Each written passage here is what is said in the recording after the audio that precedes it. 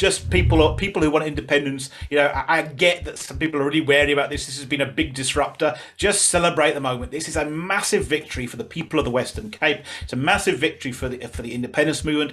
And actually, they just remember that this is a chess game. And when you go out and vote for Cape independence. Ideally, go and vote for a party that supports Cape independence, and that would be the Cape Party, the Freedom Front, the Cape Coloured Congress, or the Kruger Ontwikkeling Partij. If you're in that area, if you can't for whatever reason, then vote for one of the parties that support a referendum. The DA, COPE, the UIM, or the ACDP.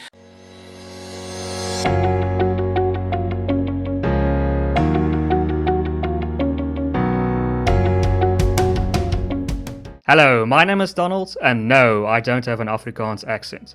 You're watching WorldView, where we explore everyone's perspectives on all things that can broaden our worldview. Today we're talking to Phil Craig from the Cape Independence Advocacy Group. Phil, welcome back to the show. Thanks, Donald. It's great to be with you again. So Phil, I want to start off that you recently submitted a request for a referendum to Alan Winde and the presidency's office. Was there a reasoning behind that? Was there some sort of legal requirement to do that?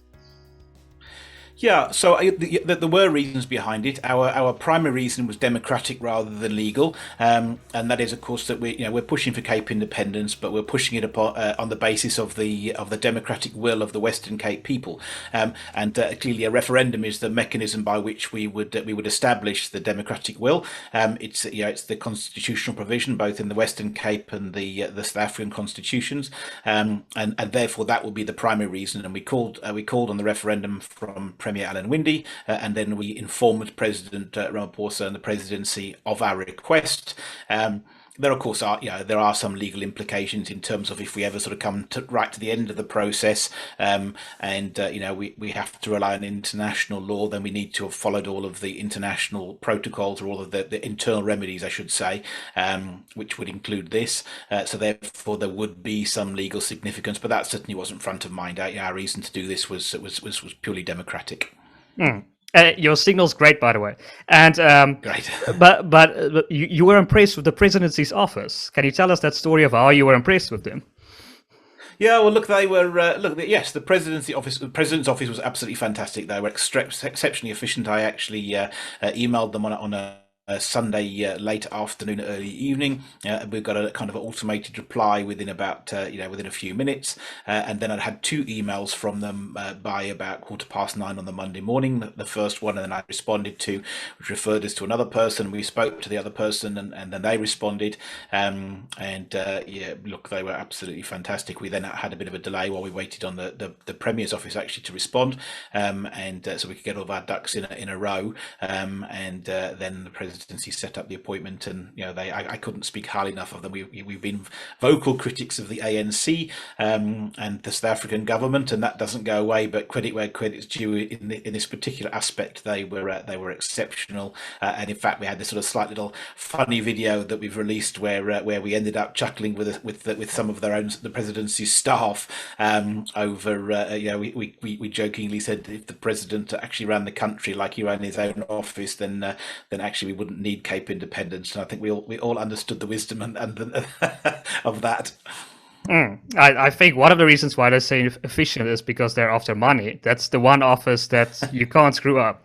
But I want to move on, and you can help me clarify me if I'm wrong, but it seems like, and this is extremely significant news, but there are now 8 parties that support a referendum, and they can be divided into 3 groups: those who support a referendum but not independence, those who support both, and those who support neither.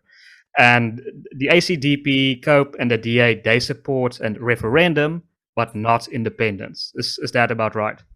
Yeah, look, so the 8 actually can be split into 2 groups. Those that support a referendum, but not necessarily independence, or not independence at this point in time, and those that support independence and clearly would also therefore support a referendum.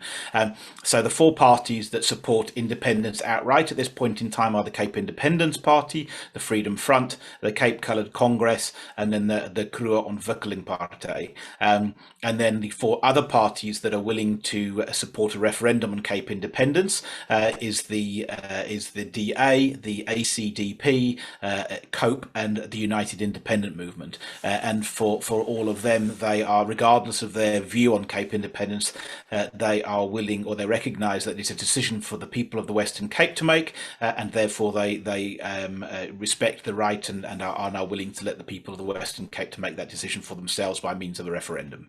I mean, that's extremely significant that the DA supports a referendum. Why do you think they have now come to this position?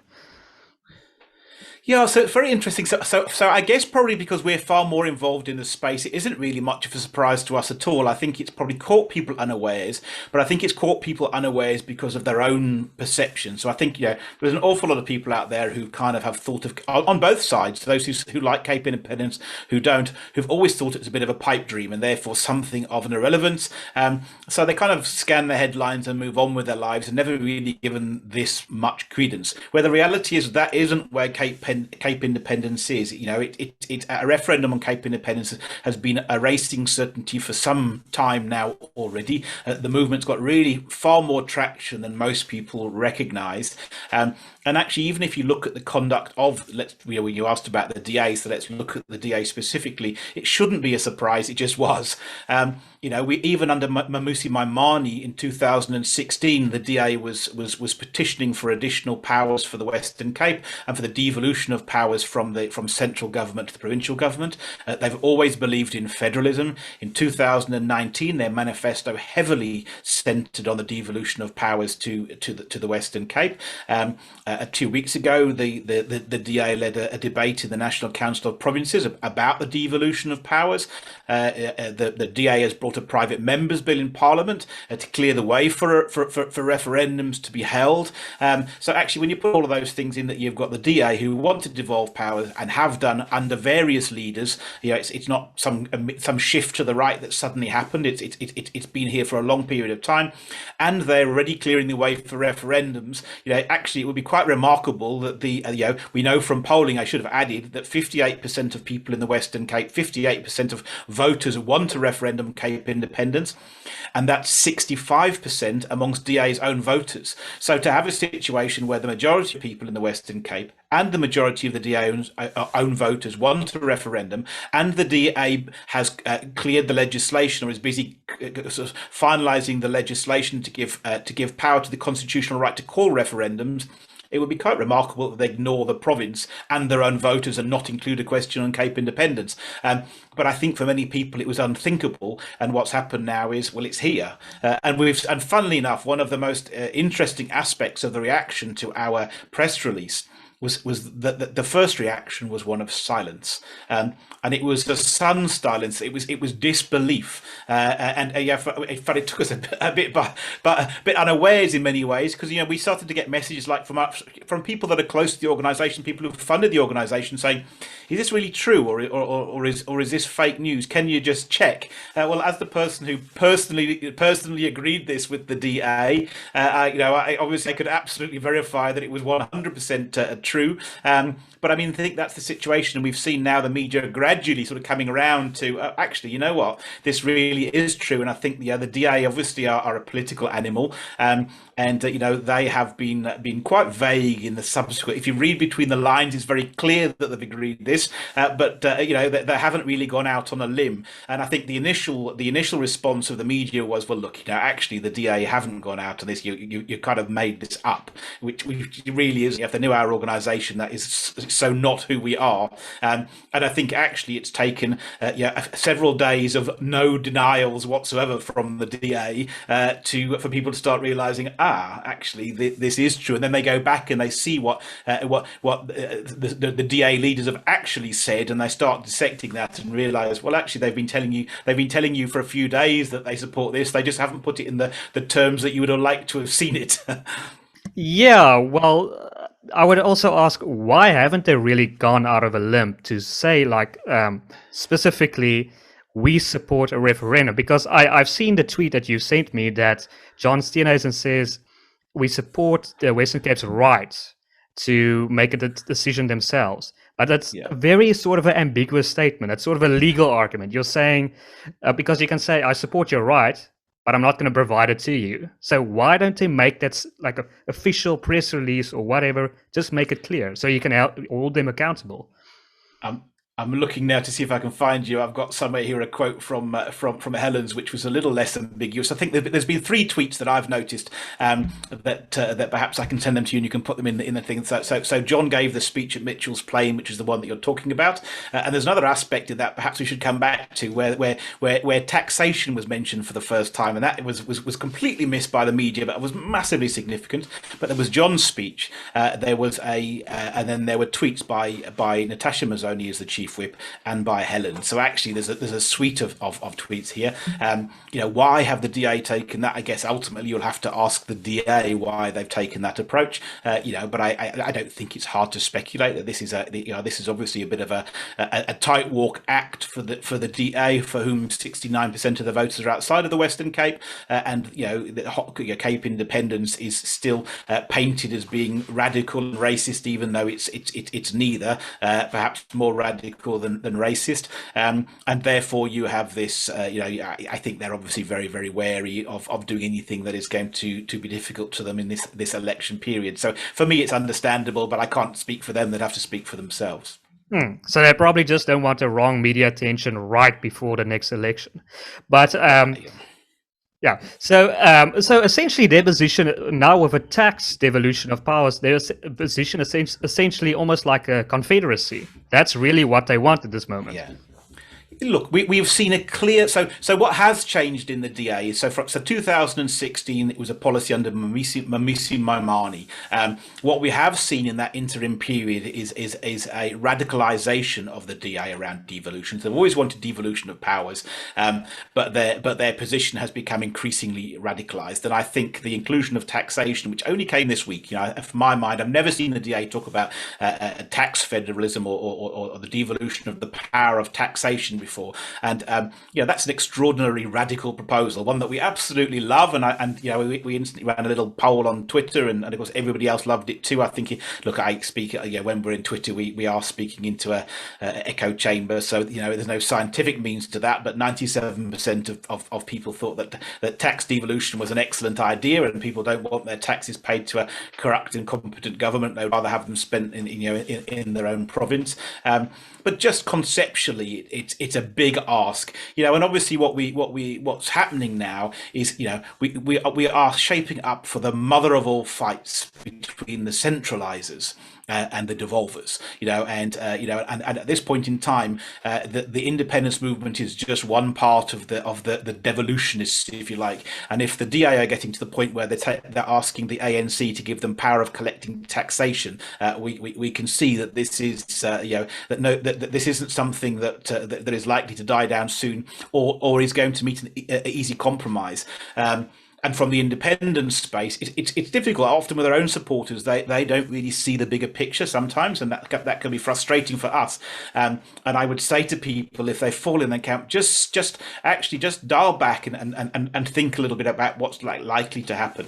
Yeah, the DA have always wanted federalism. Cape Independence has always stood in a queue behind federalism. If the DA are going to call a referendum and have a question on Cape Independence, it's also going to have a question on federalism, and they're going to get a mandate for federalism that's at least as strong, if not stronger, than on Cape Independence. We've always understood that. And we've never worried about it because we don't believe that the DA can actually deliver federalism. So now imagine a scenario where the DA is saying, we want to collect taxes in the Western Cape as opposed to pay them across to you. And now, if the ANC say yes, then what a colossal victory that is to the people of the Western Cape, and we'll take it from there. If they say no, which I think is the far more likely option, then they're just going to start backing the DA further and further into the secession camp. Where else can they go? If the DA lays out its stall that we want to take powers away from the centre and we want to take them to the province, and the ANC, as it's done through Bikitshelly in that debate in the National Council of Provinces, say not only are we going to not give you more powers, we're actually going to take away the powers you've already got. Then ideological Armageddon is upon us, and on the one side we've got the ANC and the EFF, and on the other side we've pretty well got everybody else that's not some kind of small proxy for the ANC and the EFF, and that is a battle that is incredibly exciting and good for the people of the Western Cape. for South Africa itself, beyond, and most certainly for the independence movement. Because if we line up on the, if we're lining up on the side that actually has 60 or 65% of the Western Cape vote, and the political power in the Western Cape is lining up for devolution, and radical devolution now, then that is just a brilliant space to be in for the Cape independence movement. And people must just play the long game here and understand how this plays out. It's a chess game. It's not a schoolyard brawl that's going to be finished in 30 seconds. And what's surprising to me is a supporter of the DA, Rob Hershoff, saying that Cape independence is a pipe dream. He likes the idea, but he believes it's a pipe dream. But devolution of taxes, I believe, is more of a pipe dream. I mean, the great thing about Cape independence is you can do that unilaterally.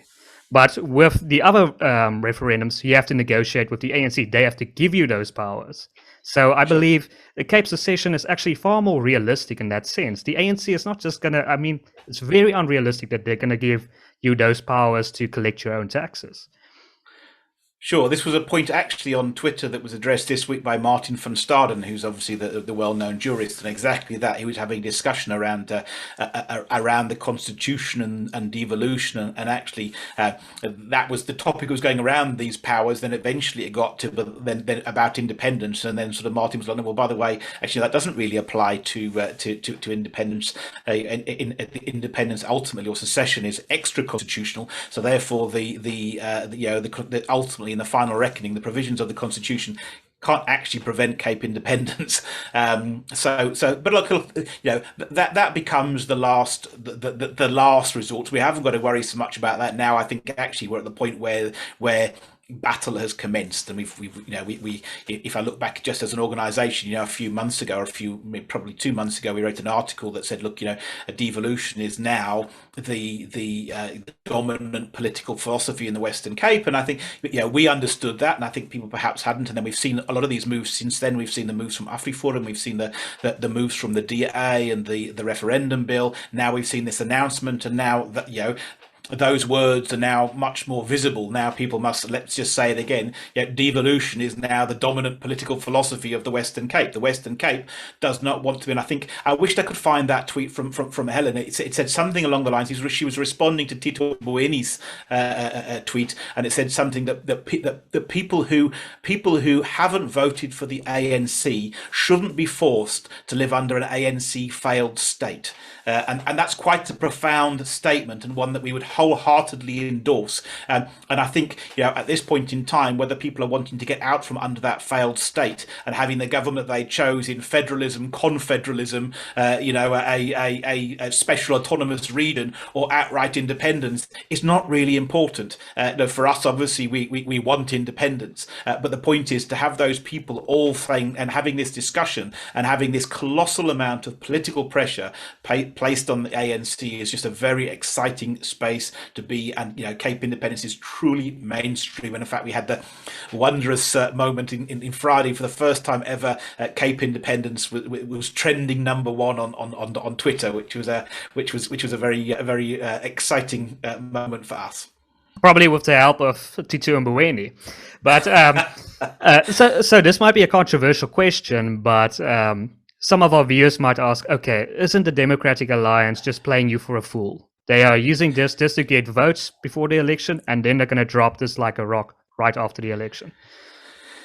So, look, a lot of our own supporters say that to us, and I think it comes back to the chess game. People just don't grasp that it's a chess game, and people often fixate on their piece. Hang on a second, I'm a Cape Independence Party voter, so therefore I'm this, and no, but I'm a Freedom Front voter, and I'm that. And it's kind of like, hang on a second, you're a rook, or you're a bishop, or you're a knight, or you're a pawn, or but we're all pieces on the same board, and actually, we're on one side of this board, and the ANC and the EFF are on the other side of that board.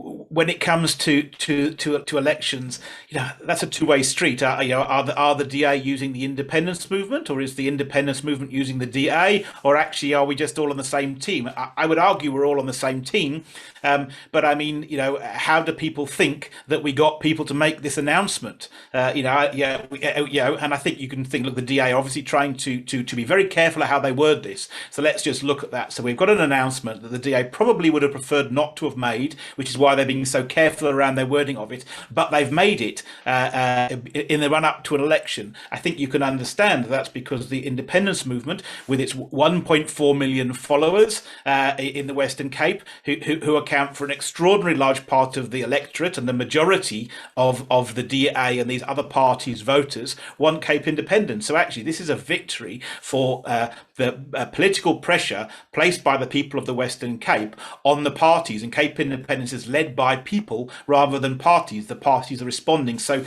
no, I don't think we're being used at all. I think we've been extraordinarily astute, and we've used our power as people and as voters in the run up to the election to apply pressure on the dominant political party and get something that we wanted. Of course, after the election, the DA can do whatever they want. I think it would be extraordinarily foolhardy for them to do that. I don't believe for one second, having spoken to them, because they're as committed to devolution as we are. That's what people have to understand. They might not think that Cape independence at this point in time is the solution, and that's only because they don't want to give up on their voters and the rest of the country at this point. That's the only thing that's different between us. They are absolutely as committed as we are to getting a better deal for the people of the Western Cape. So no, they're not going to. But I mean, for all political parties, fool me once, shame on you. Fool me twice, shame on me. It would be a very foolhardy thing of a political party to do that, and you could only pull that stunt once. So basically, with the DA support, it's now basically guaranteed there will be a referendum. So when do you think will it happen? Is 2 years' time a realistic timetable? So it's really a guess. At the end of the day, how do I know? My guess is 18 months to 24 months, but I think about 18 months. The real unknown is how do they, because obviously before we can have a referendum, we have to sort of tidy up this referendum legislation. The right to call a referendum exists in the Constitution, but the Referendums Act has never been updated since 1992, and therefore is now unconstitutional. That needs to be tidied up, and that is the bill that the DA have brought before Parliament, the Electoral Commission Amendment Act, and that is effectively what AfriForum are threatening to do in terms of taking Parliament to the Constitutional Court and forcing them to pass that bill.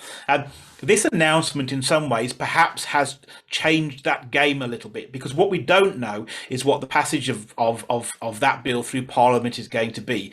And I think there was a very good chance in the early days that the ANC would have just let that bill pass, thinking that the DA weren't going to call a referendum on Cape independence. They don't have to worry about that. I think that probably now has changed. So now this is going to be a very, very interesting situation, and that's the great unknown.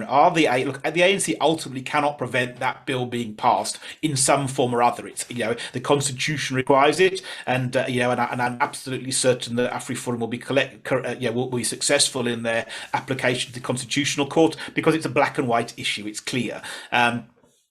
But obviously the ANC are going to understand the significance. So what we don't know is, are they going to try and have that fight first of all in Parliament and just delay? Perhaps they even try to change the Constitution and remove it. I think that would be really foolhardy. So I'm not expecting that. I don't think they're that naive. They would really make a sort of martyr complex, and that would be that.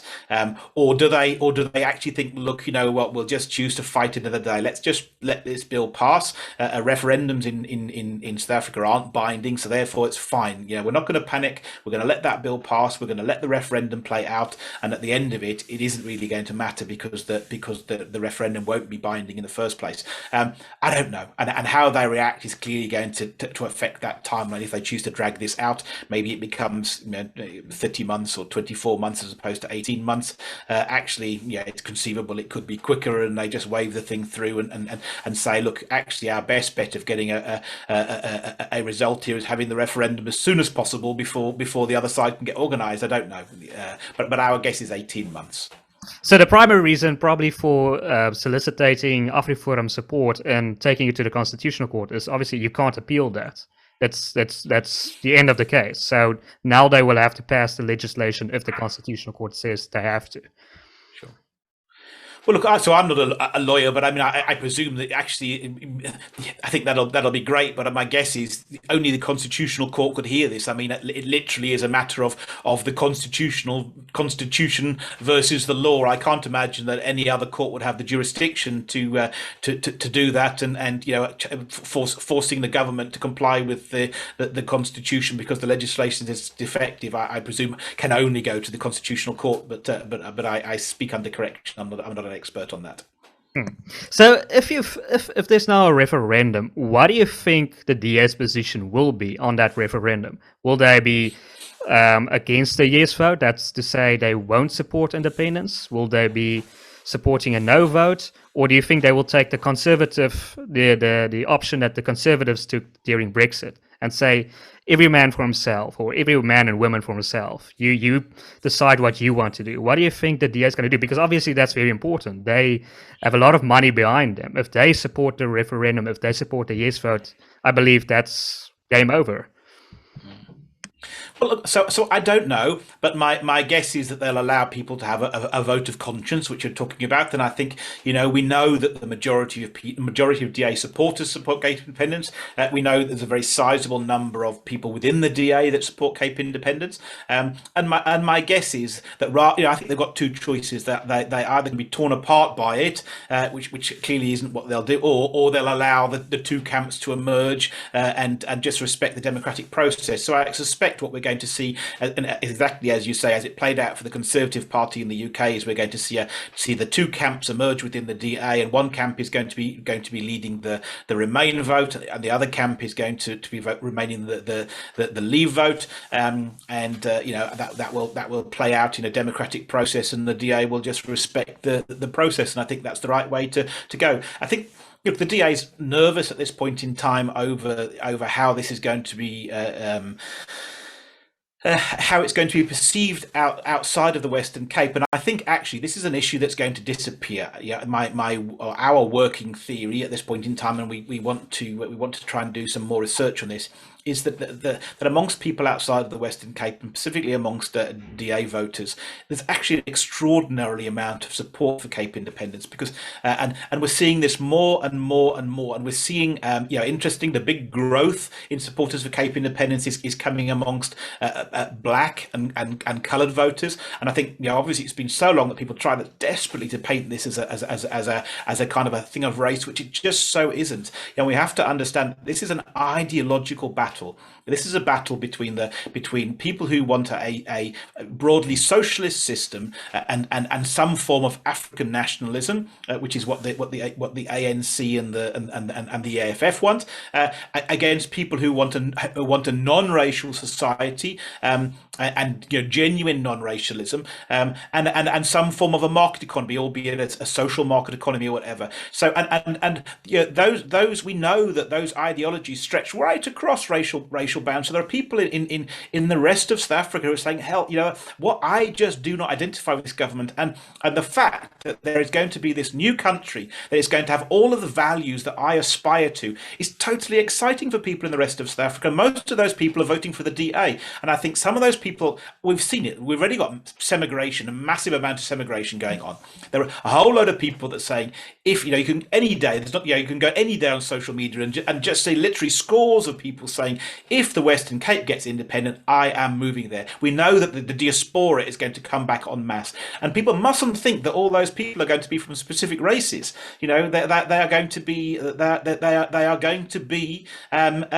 people who ideologically, and we're going to have this ideological homeland in the heartland, whatever, like in the Western Cape, and some people will move there and other people may not move there, but actually they'll be very glad it's there, because actually it's going to it's going to be a foothold for the ideologies that they believe in next door, that is basically going to really empower them even if they remain in South Africa. And I have often used the example of the Western Cape as being in the same way as Jewish people view Israel. I believe that the people who have this this market-orientated and non-racial mindset will see the Western Cape as their ideological homeland and actually their ally in the region, even if they don't live there. Not all Jewish people live in Israel.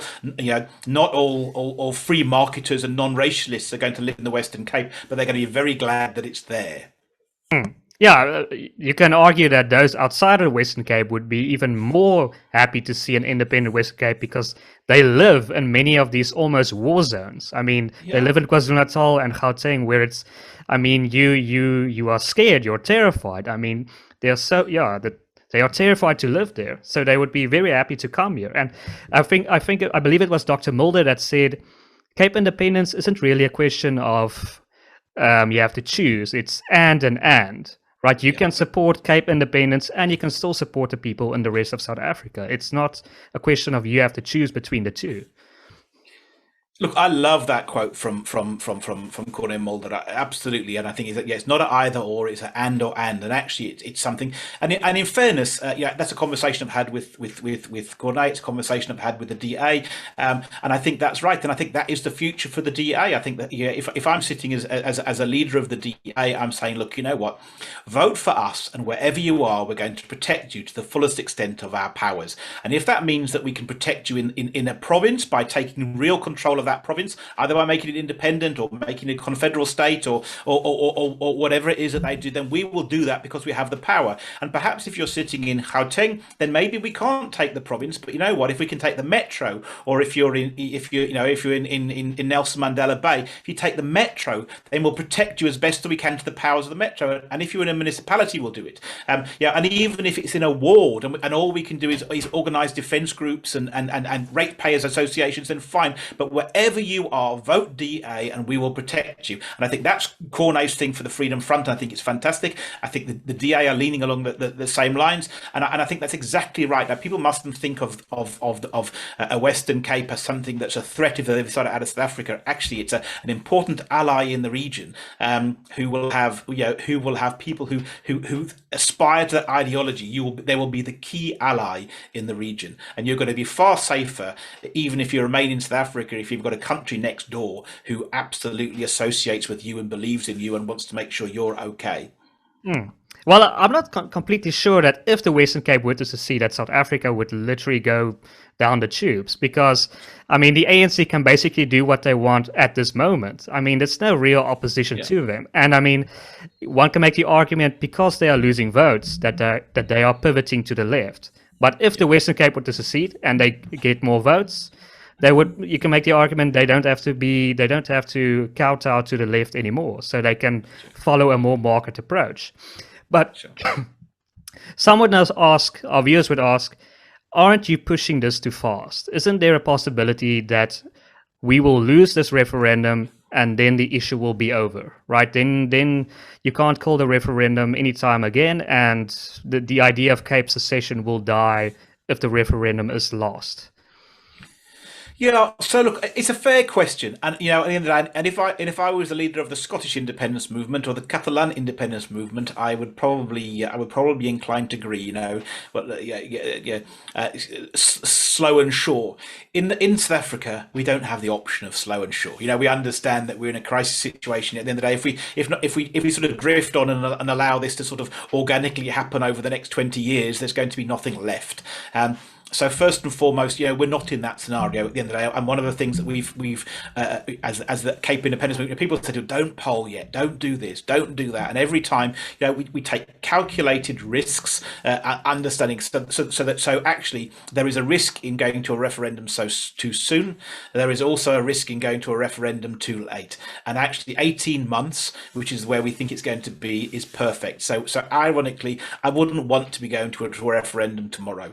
We've got 46.2% of the vote last time who supported Cape independence. So on the day that we polled, if we'd had a referendum on that day, we would have lost. And clearly we don't want to lose. But at the same time, we don't want to wait until there's nothing left. So therefore, you have to have that. Balance between the two, and we think we're probably in that window. We've made those calculations. How long have we got before this becomes untenable? And how long do we need before we can win? And we've tried decide to sort of play our cards so we fall in the middle of that window for the optimum period of time. Whether we can have a second referendum, here's an interesting question. I think there will be two referendums on Cape Independence, and again, this is just my personal speculation, but this is how I see it playing out. I see the first referendum isn't going to be a singular referendum on Cape Independence. It's going to be a multi-question referendum, which is specifically allowed for in the legislation, the current Referendums Act, and will be retained in the new one that's proposed. And I think we're going to see a referendum that's saying, do you want the police to be taken over by the Western Cape? Do you want taxation to be taken over by the Western Cape? Do you want transport? Do you want a federal South Africa? Perhaps do you want a confederal South Africa? Do you want Cape Independence? And I think we're going to have all of those, and I think we're going to find that people are going to vote yes, yes, yes, yes, yes. They're going to want everything, and then the DA is going to take that referendum to the national government and say, right, we want control of the police. We want to collect our own taxes. We want to have this, and they're going to have this negotiation. And we're going to see what's going to happen. My suspicion is they're going to have that. The national government is not going to give them control of taxation and police and a federal system. And then at that point in time, now let's imagine in that scenario that Cape Independence gets its 46.2%.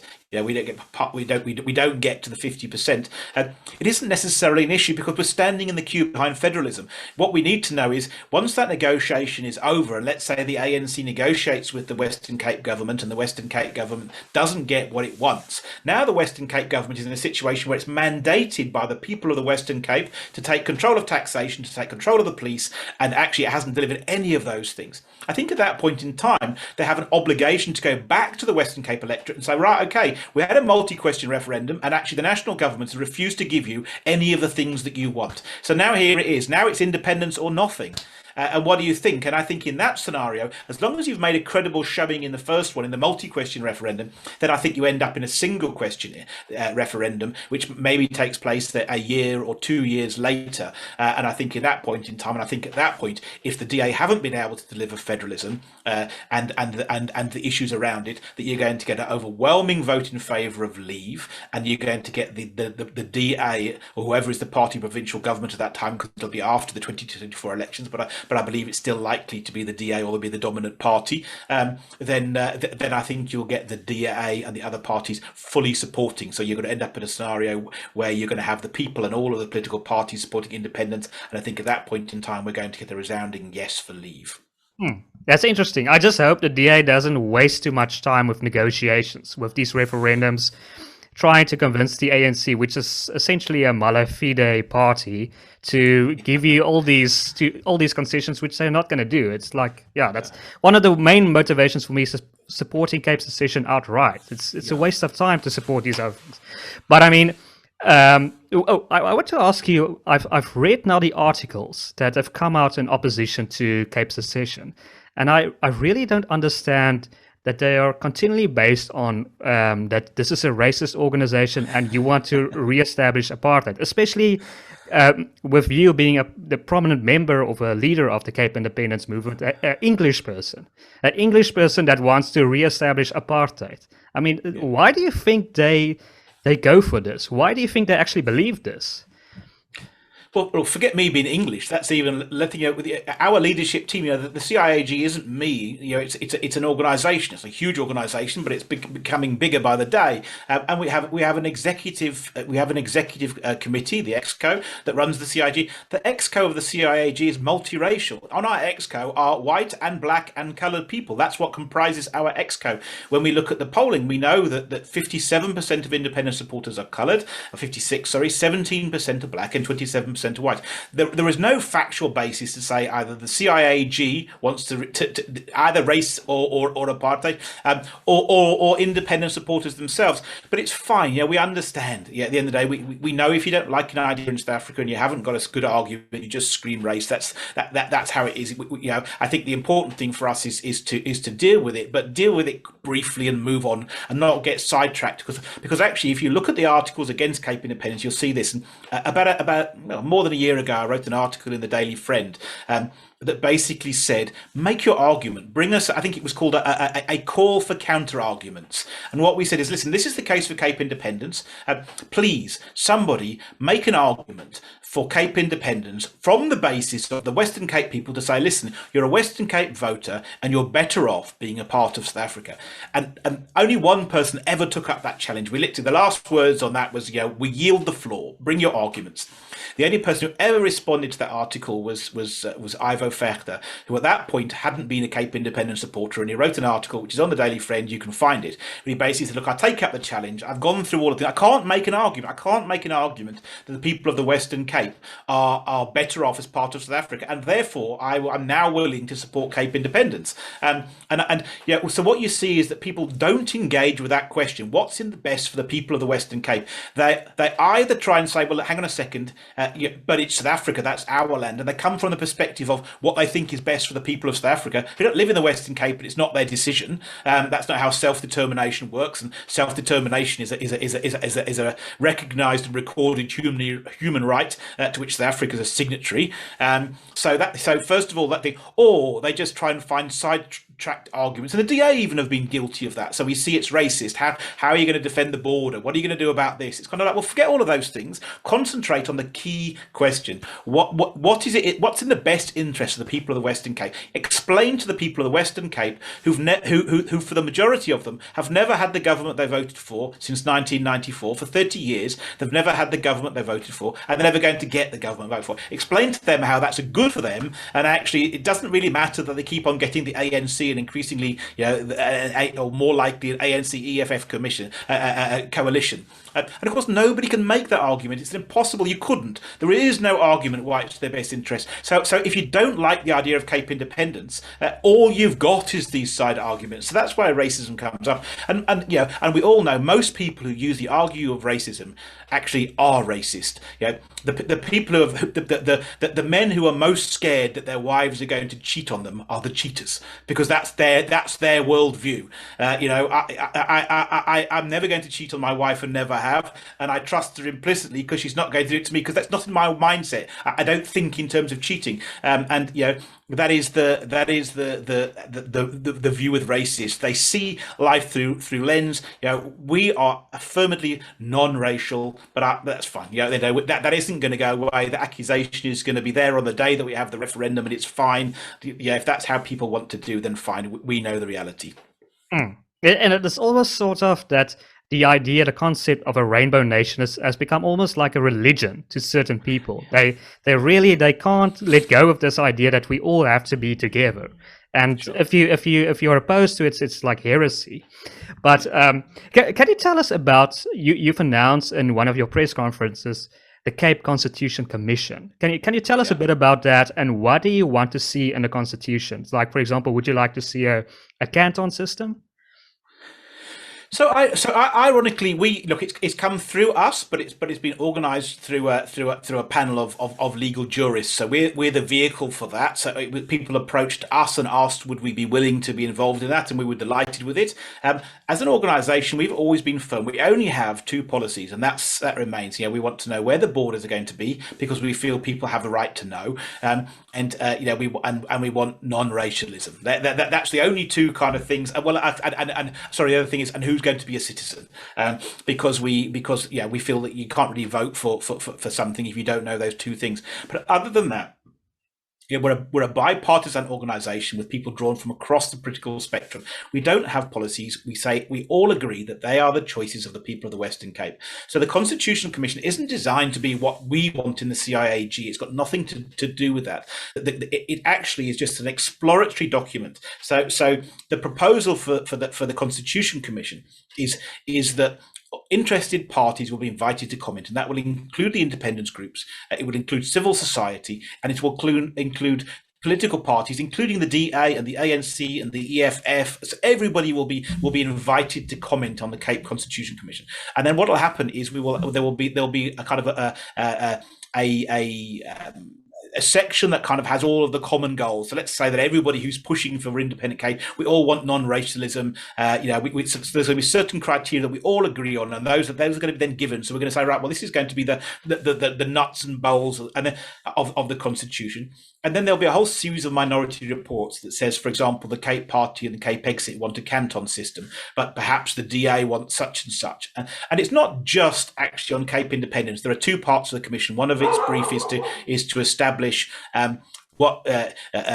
if we are going to devolve power, what would be the impact on the existing South African constitution? How would it need to be changed to give effect to an autonomous region in the Western Cape? And the other part is if we break away entirely, which is obviously what we're proposing, then what would it look like? So what it's going to end up is being a really high level discussion document that it has legal scholars from not just South Africa but also from around the world who are saying, well, here are the things that are the bones of the constitution, and then here are the things that individual people want. And perhaps we'll make a submission, but because we are so from across the political spectrum, we probably haven't got that much to say from our perspective. So we're happy to facilitate it, but in many ways we're neutral. That isn't our decision. We want non-racialism. That's probably our one. And for us, non-racialism means non-racialism. It doesn't mean I think Corne Mulder described the South African Constitution as the best constitution in the world before we added "but" after everything. Actually everybody's equal, but. At the end of the day, there'll be no racial discrimination. But for us, non-racialism means we move past the racial classifications, and that nothing is based upon race. You're either poor or you're wealthy. You either need help or you don't need help. But nothing is based upon the color of your skin. And that's what we mean by non-racialism. And that doesn't mean that we don't recognize the racial disparities and that certain communities are far more disadvantaged than others. And fixing those things for those communities is absolutely central to what we want for the Western Cape. We just want to help them because they're poor and they're disadvantaged, and not because of whatever their skin color happens to be. Yeah. I just think that it will be extremely important to get the constitution right, not to make the same mistakes that you made, what we made in South Africa with a highly centralized government. And the great thing about a canton system is that then you can have a person like Fidel Adams who can have his colored affirmative action in his canton, and the rest of the Western Cape can go in a different direction. It's like you can accommodate everyone. Look, so I have so much time for Fadil. I have, I do feel that particularly that the coloured people in the Western Cape have suffered. They've suffered under previous government. They've suffered under this affirmative action. People don't grasp that affirmative action afflicts coloured people far worse than anybody else of any other race. So I've got a huge thing on there.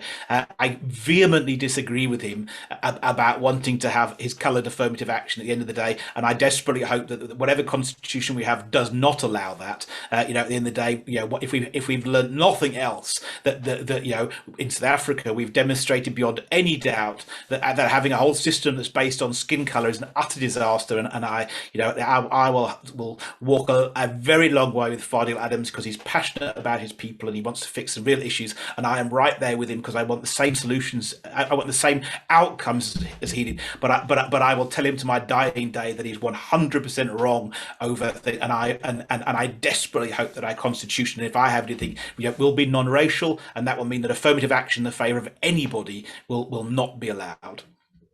Well, I think, like Dr. Groenewald said, BE is black elite enrichment, and a colored version will be colored elite enrichment. That's all it's going to end up being. But I mean, Phil, thank you so much for your time. I don't want to use up any more of your valuable time, so I want to give you one last opportunity to add, plug, or say anything that you want to.